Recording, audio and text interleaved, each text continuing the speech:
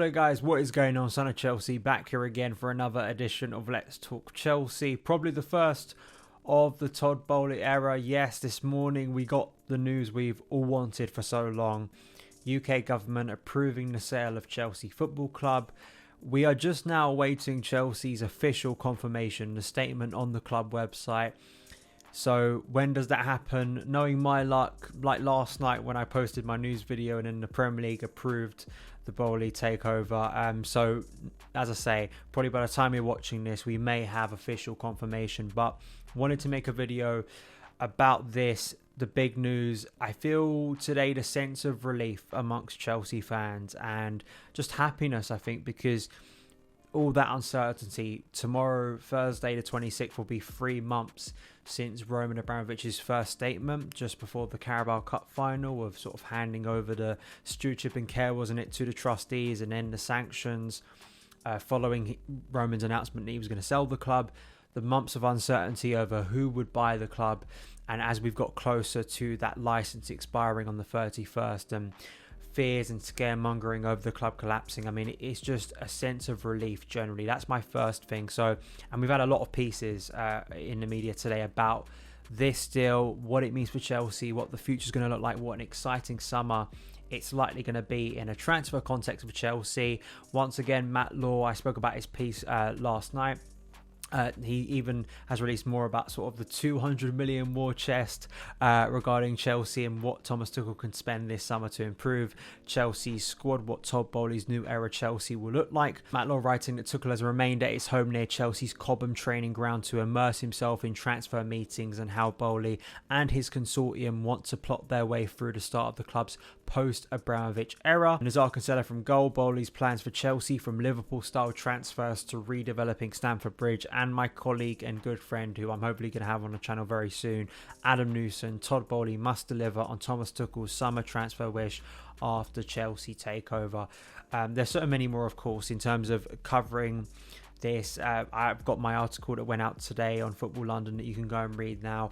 Just kind of reacting to the news, the last 3 months basically of chaos and fear about and uncertainty over the club sort of being lifted from the shoulders, I think, of everyone connected to Chelsea, and what it now means. Because Todd Boehly, if you watched my video back in March when we were going through a number of the candidates, this is back when Saudi media was still being touted, and Nick Candy and other names as well.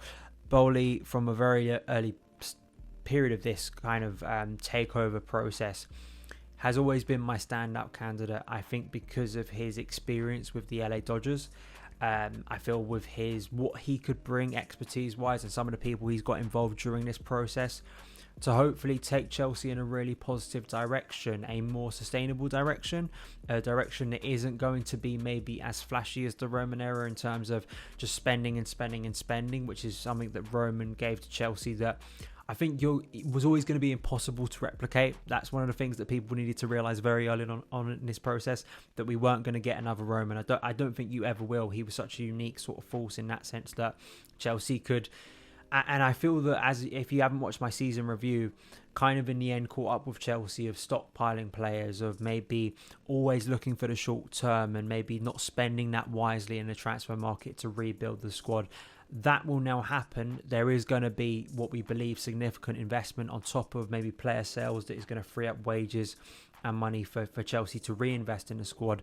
But I do feel that reset has needed to happen. I kind of feel like this is transfer ban 2.0 on steroids, basically. You know, I feel like the transfer ban was a blessing in disguise because it made the club look internally at the academy and what the academy could bring to the first team, and all the fruits we've seen since then with Mason Mount, Reece James, who I feel both should be getting new deals.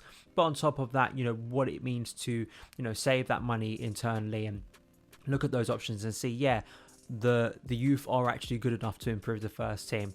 And I feel like we're going to see that again, but on a mass scale now, with the club looking, I think, differently at the transfer window in terms of rebuilding the squad. I think making tougher, brutal decisions, but good decisions to rebuild the squad in a much more efficient manner. So you don't have these awkward, bloated sort of squads where different coaches have kind of mixed with them and they don't really create the most cohesive Premier League squad that can really compete with Man City and Liverpool. Because it's interesting, looking across London, and something you don't want to do, but the way it looks like Spurs are going to back Antonio Conte, at least at the current point. We know with Conte things can change very quickly, but Chelsea need to move quickly because they're already behind their rivals in the transfer window. So real positive stuff from the off in terms of Chelsea's future, in terms of what this summer could bring.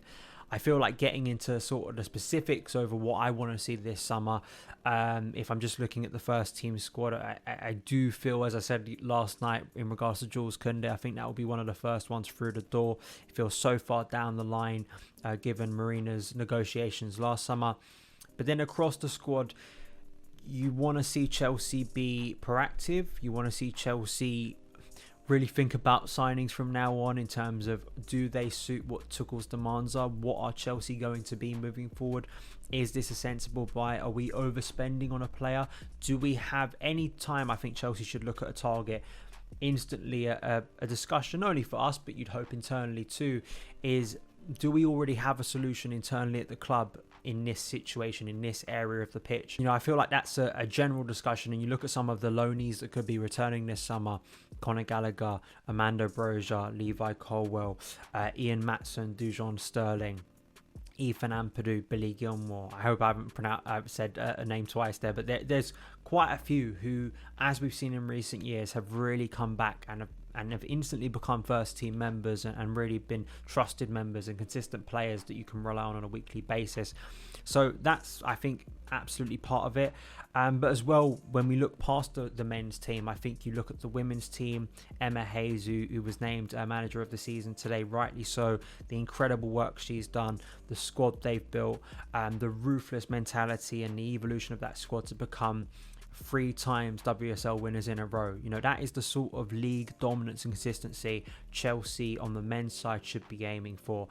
So you want to see the continued investment on a game that continues to grow, because it's so wonderful being lucky enough to cover the final game against Man United at Kingsmeadow, the development of that squad and continued investment in that squad, so Chelsea can hopefully win a Champions League as well under Emma Hayes, because they got close recently.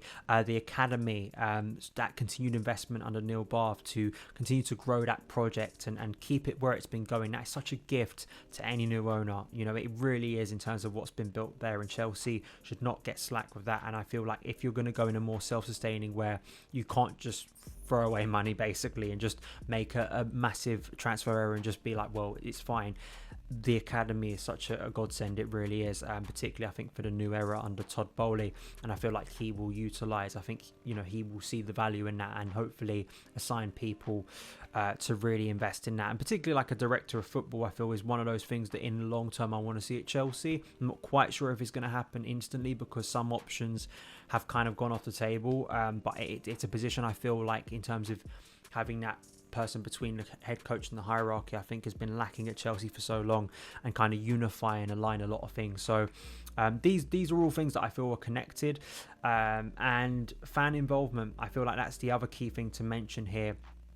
We can talk about sort of stadium redevelopment, which is obviously such a key part of the 4.2 I think it is billion deal to buy Chelsea Football Club, which is a bit record breaking. I mean, who could have thought that there was money involved, and who could have thought that people would have wanted to spend a lot of money on the world champions and European champions? Some of the claims I saw very early on in this process that Chelsea would be lucky to get bought for 2 billion. I mean, ridiculous numbers, but it shows you what Chelsea are in terms of the level right now. And I know Rick Glanville tweeted a great sort of list of the prices Chelsea have been bought from down the years, and how big of a club Chelsea are now. And I think it shows you the level Chelsea are operating at, and why a guy like Todd Boehly and so many of the other interested parties see there is money in Chelsea. And part of that obviously is redeveloping Stamford Bridge, but I also do think an incredible opportunity here for fan involvement in the process, for fan involvement with the Golden Share that the Chelsea Supporters Trust have been doing such a wonderful job promoting throughout this process,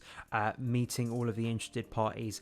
And it's great that we've got Daniel Finkelstein involved as a non-executive board member, Barbara Sharon as well. So you've got fan involvement on the board, but to have that shadow board and the fan-led recommendations being implemented hopefully soon will change Chelsea and make a much more transparent, you hope, process between the custodians of the club, the owners of the club, and the key stakeholders, the supporters, which I think is just so key for football, not only for Chelsea and for Chelsea fans and what we want Chelsea to be, but I also just think for the future of the Premier League after the Super League. So big things.